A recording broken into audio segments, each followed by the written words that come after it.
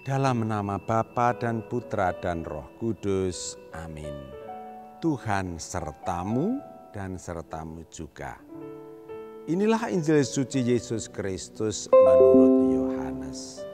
Yohanes bab 4 ayat 43 sampai 54. Dan setelah 2 hari itu Yesus berangkat dari sana ke Galilea.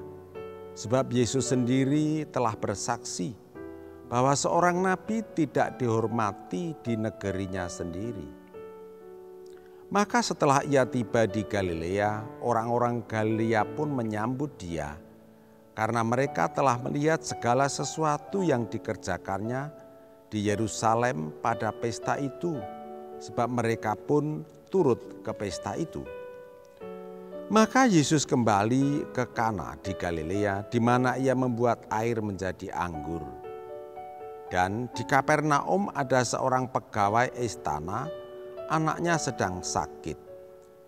Ketika ia mendengar bahwa Yesus telah datang dari Yudea ke Galilea, pergilah ia kepadanya lalu meminta supaya ia datang dan menyembuhkan anaknya, sebab anaknya itu hampir mati. Maka kata Yesus kepadanya, "Jika kamu tidak melihat tanda dan mukjizat, kamu tidak percaya." Pegawai istana itu berkata kepadanya, "Tuhan, datanglah sebelum anakku mati." Kata Yesus kepadanya, "Pergilah, anakmu hidup." Orang itu percaya akan perkataan yang dikatakan Yesus kepadanya, lalu pergi. Ketika ia masih di tengah jalan, hamba-hambanya telah datang kepadanya dengan kabar bahwa anaknya hidup. Ia bertanya kepada mereka, pukul berapa anak itu mulai sembuh? Jawab mereka, "Kemarin siang pukul 1 demamnya hilang." Maka teringatlah ayah itu bahwa pada saat itulah Yesus berkata kepadanya, "Anakmu hidup." Lalu ia pun percaya, ia dan seluruh keluarganya. Dan itulah tanda kedua yang dibuat Yesus ketika ia pulang dari Yudea ke Galilea. Demikianlah sabda Tuhan. Terpujilah Kristus. Saudara-saudara umat paroki Santa Maria Fatima Banyumane yang saya gemateni.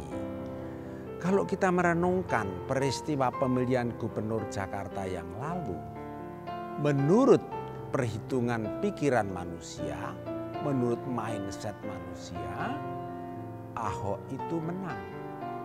Tetapi ternyata Ahok kalah, yang menang Anies. Kenapa?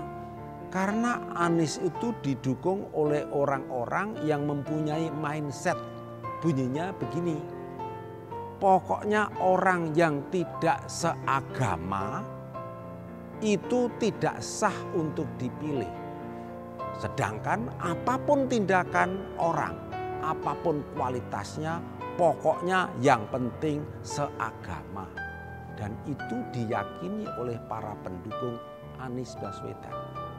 Saudara-saudara, dalam kehidupan kita, pikiran itu seringkali menjadi pertimbangan.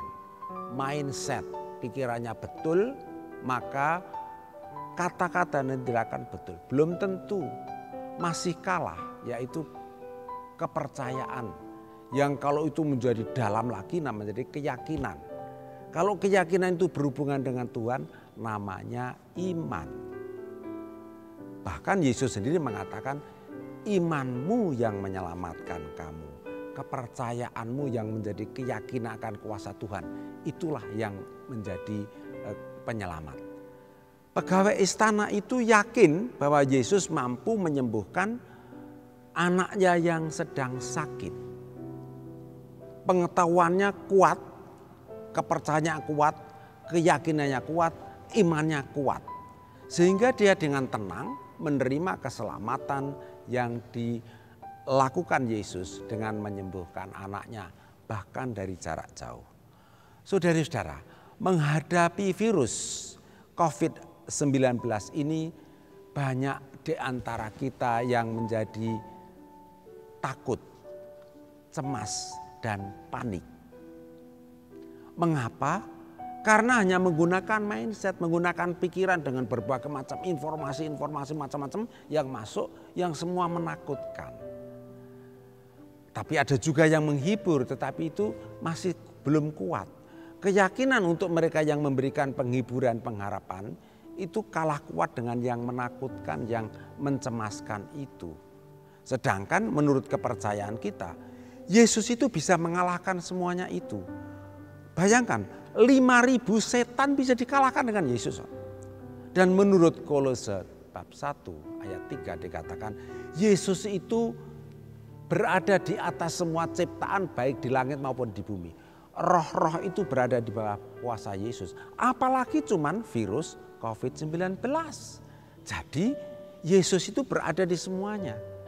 Maka dari itu ketika kita bicara soal iman, keyakinan kita kepada kuasa Yesus, kita menjadi tenang.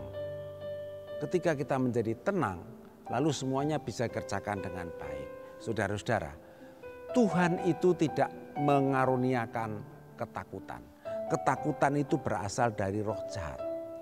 Tuhan itu mengaruniakan kasih. Kasih Tuhan itu sudah cukup. Kalau itu kita yakini, kita akan mampu untuk menghadapi COVID-19 ini dengan tenang, tanpa takut dan panik. Amin. Santa Maria Fatima, doakanlah kami.